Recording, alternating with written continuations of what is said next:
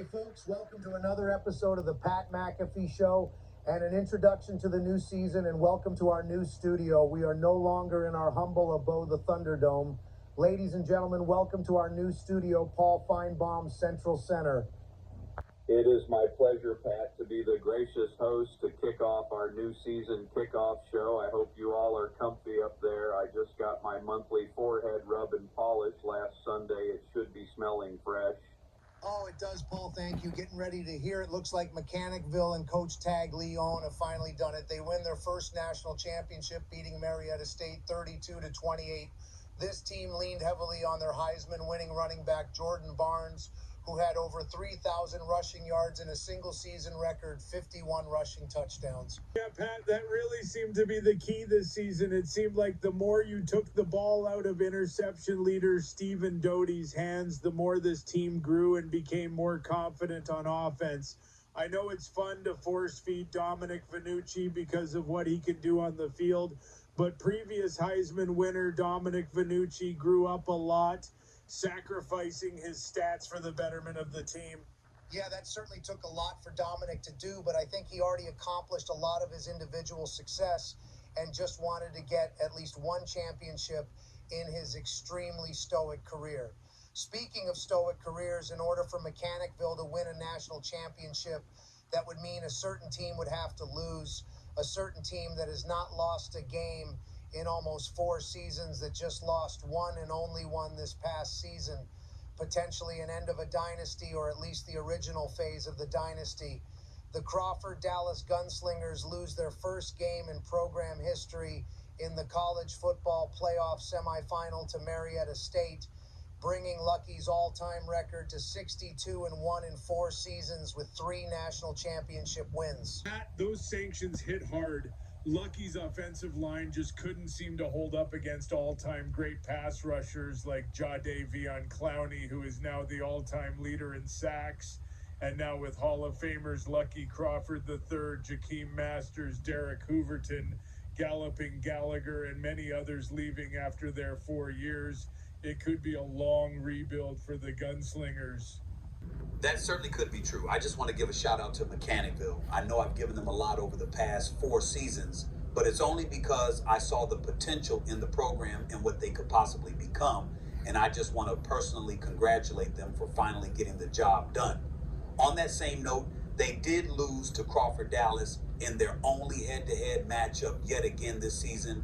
That surely shouldn't go unnoticed. They still have not won a game in the rivalry. So all things considered, they are still Little Bro State, even with the national championship, kind of like how Ohio State still lost to Michigan when they won their national championship in 2024. Okay, we get it, Stephen A. You don't got to rain on their parade. Mechanicville has overcome a lot to come away with a championship in the league. That's as competitive as this with all the super teams. It's mighty impressive. Kudos to them, and kudos to legendary coach Johnny Tags for making it happen, because Lord knows Jimmy No Clue couldn't find a clue even if it was in his back pocket. Yeah, still a mystery as to why that guy was the coach in the first place. I never realized running into the boys after a run was that important, that you would give him the keys to a franchise and put the hopes and dreams of a title in his hands just because he pulled up and gave JakeDom a compliment while searching for a place. That's very easy to find in Mechanicville and McBridefield. A lot of interesting things happened this past season. Bishop Sycamore signed a team of streamers that somehow became good football players and had their best season in franchise history, and even reached a conference championship where they lost to NIL. Notre Dame Fighting Irish brought in Rudy Rudiger, the former walk-on Made movie, to play quarterback, and somehow that translated into success as Notre Dame made the playoffs. The Miami Hurricanes all-time team made some noise making the playoffs. UNLV Raptors squad won a bunch of games and looked to be on the come-up. And oh yeah, Aiden Paulo wasted a playoff berth with his lack of commitment in the franchise. He had that win in that thrilling overtime game against Dominic and Mechanicville, still owning that rivalry. When it came time to play against the Crawford-Dallas Gunslingers and Jake, however, he seemed to freeze up and not want to play anymore. Yeah, maybe remembering that previous loss, 63-27, shook him in his boots. Yeah, understandable, Pat, but did he not know about the sanctions and how Crawford Dallas lost a lot of their starters? Could have been a much closer game. He's got more important things going on and doesn't have time to listen to these stooges yap about an online dynasty. If you want to rejoin in the future, he's always welcome. What we could really use is a return of Joe Sabatino to the Panther Blacks. Legendary Andy Reid with a splash of Italian look-alike who served as a good rival to Crawford Dallas in a previous dynasty held back in college football 14. Yeah, Shannon, I respect that sentiment, but it's about the contract and the legality signing Sabatino to long-term deal, not knowing how long he's willing to commit, getting the user Jesse involved, him getting an Xbox Series console and game. It's a lot to get involved in, but maybe something gets worked out in the future. Hey, Stooges, breaking news. It looks like because both Crawford Dallas and Mechanicville had their entire rosters in the same graduating class, the auto recruiting didn't get them enough recruits to get them a team of freshmen. So because they both have a bunch of redshirt seniors that aren't going to make a real impact on the Hall of Fame ballot, the users agreed to skip a year and have a launch of a full rebuild the following season. Anybody that is of relevant importance that's on any other roster will get red-shirted. So when the relaunch happens, they will have additional years of playing user games. Wow, that is a lot to unpack. Certainly is, and is a very unfortunate situation, but a beneficial one to teams outside of Crawford Dallas and Mechanicville, because in simulation they will have a shot of winning a national title. Holy shit, do you mean to tell me that my Nazis will finally have a chance of winning the national championship and reigning supreme? In theory, yes, the Axe Power will not be held back by poor performance in user play and will be reliant on simulation to make a national championship. Oh yeah, let's fucking go. I've been waiting for this for 4 seasons. Finally, we will get the recognition that we deserve. Finally, we will become the faces of the league and a proud representation of college football. Axe Power, Axe Power, Axe Power. Paul, it's simulation, and the majority of your team is getting replaced by redshirt seniors. Adolpha Hibbert is gone, and you have no one even close in talent to replace him with. Whatever, fuck him. He could not get it done anyway, just like in World War II. Whatever replacement player wants to fill in, he will have my undivided attention and support. No one is getting in our way. What if it's a black man?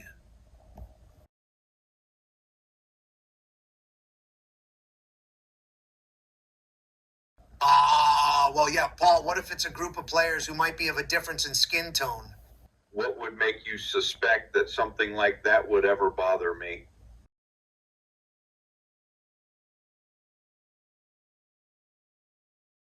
Let's move on. Proceed. So we got an assortment of covers since we are covering 2 seasons. First, we will display College Football 30, which features Kai Saw not as the cover athlete. Great story of him leading the way for Bishop Sycamore at quarterback, winning Freshman of the Year. And for the first time, a Hall of Fame edition cover featuring who else but Lucky and his son after their magical dynasty run. Yeah, a tremendous career from the Crawfords. No doubt their impact will surely be missed. Great job by Sa not building a foundation for Bishop Sycamore. Hopefully this leads to what could be potentially a new dynasty for the Sycamores. Absolutely. And before I unveil the covers for College Football 31, got some big news coming in, which will have the covers make a lot of sense. We have the results for what they are claiming to be known as the ghost season. La Heisman transfer portal, the 5th replacement was walk-on and man of mystery Chad Powers, who had an outstanding season and becomes the first quarterback in the dynasty to win the Heisman Memorial Trophy, having an outstanding season. Very big news following that. Marietta State, who lost 3 national championships up into this point, has finally pulled it together and won their first national championship, defeating the Alabama Crimson Tide, who were led by Forrest Gump, having over a 2,000-yard season at receiver, and Shrimp Bubba holding it down in tight end. Cover athlete Vince Young finally wins the national championship. Him and Jeremy Shockey are the only members of this Hall of Fame class due to most of the players redshirting. Crawford Dallas and Mechanicville actually fared out very well, considering they've had players developing for 4 seasons on the bench, which helped their attributes. both teams made it to the national semis and lost to those who appeared in the championship game. Cover athlete for college football 31 is Forrest Gump, who had an amazing season and played well in the championship game. And the Hall of Fame edition, to no one's surprise, is Vince Young, who kept off an amazing career with a title. You assholes really couldn't just edit some of the Axe Power players and give them high attributes so they can do good enough in simulation to win the title? Come on, something could have been done. No, the owners of the Dynasty felt it was necessary to leave the ratings as they were so we could get the purest result imaginable. Not sure why cheating would be in consideration. Fine, have your way, but I can't wait for this upcoming recruiting class. We're going to do work bringing in the best Aryan blood if possible. Whoops, I mean football talent. Con Man has some updates about some of the changes being made for the next season. Go ahead, Con. Yeah, Pat, big news for IMG Academy. They've been irrelevant for a few years, but not anymore. LeBron James bought out the academy and got a bunch of current and former NBA basketball players to fill out the starting spots on the roster. This includes himself at quarterback, Kobe Bryant, Luka Doncic, Kevin Durant at receivers, Shaquille O'Neal at running back, and plenty of others. Important to know here that although the team has freak athletes, a huge weakness is their players on defense having very low tackle ratings. That's due to the fact that basketball players have a prima donna mentality and don't like to hit. The Axe Power bring in quarterback former Japanese Emperor Hirohito, who bleached his skin and dyed his hair blonde to look more Aryan as an Asian man. There will certainly be more storylines to come as the season gets closer, but this is why we know so far. Also, this is now being the second season in a row Crawford Dallas finished the season without winning the national championship. Lucky wanted to address the fan base at a press conference. Lucky, it's been 2 seasons now that you haven't won a national championship. You guaranteed the fans that you were going to be undefeated throughout the entirety of your tenure, and you have now lost 2 games in 5 seasons. What do you plan on doing to get the team back on track? Now, I know the Crawford Dallas Gunslinger fan base ain't happy. There's currently a plan set in place to eradicate all my wrongdoings as a coach these last couple seasons. Now, you just gotta be patient with these new recruits. You gotta be patient with the process that is already undergoing, that has already set its course to ensure that Crawford Dallas will reclaim its rightful place as the best in the nation. Great stuff, Con Man. Hold that just a minute because we actually got some breaking news coming in on National Signing Day. Takes us there. Baby Gronk, this is a decision that has been in the making for quite some time now. Are you finally ready to sign your letter of intent and tell us all where you're going to be playing the next 4 seasons? All you bitch asses and doubters hating on me in the comment section are going to watch me beat all of Lucky Crawford III's records in the same uniform he wore because I'm committing to Crawford Dallas, baby. Oh, boy. Oh my God! This just got interesting. Holy cow. You heard her here first. Baby Gronk will be the new star quarterback for Crawford Dallas. It seems that Lucky's plan and promise to the fans is coming to fruition. His promise to the fans of delivering another national championship will be headed by no other than Baby Gronk, who is built for the national spotlight and seems to be ready to take on the challenge. Isn't Baby Gronk also dating Livy Dunn? Yes, that is a thing. They are a couple, and Livy Dunn is set up to basically be the Taylor Swift of the Crawford Dallas Gunslingers, constantly having camera time in the press box. Yes, Pat, I can confirm that Baby Gronk is dating, dicking down, and in fact fucking Livy Dunn.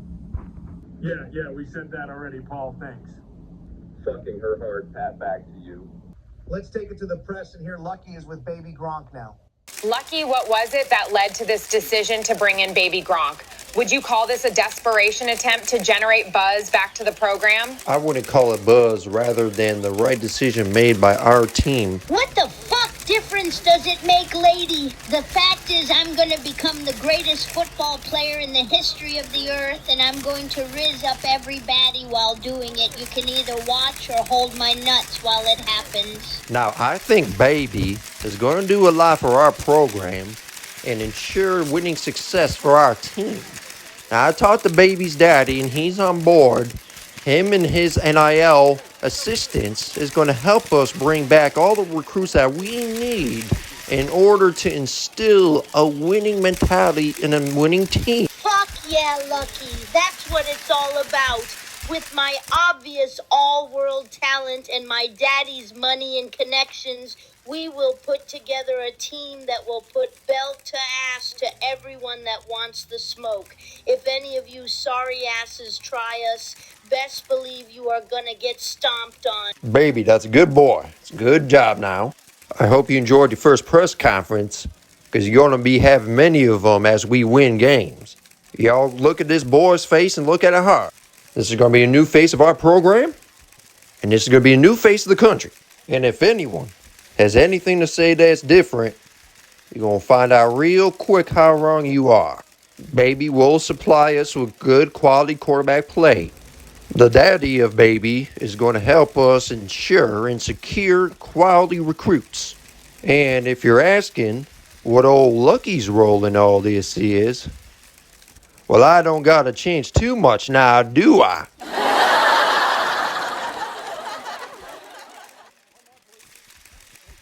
Going to be interesting to see how all these storylines come about, and stay tuned for updates as we continue on with our season. Just want to give a quick shout out to Justin, who for the past 4 seasons has been a very devoted fan. I know your stepdad had to sell the place, and you won't be hearing us through the wall, but we just hope that you stay subscribed to the app and tune in from time to time and keep up with us, because we are always thinking about you. Until next time, Stooges.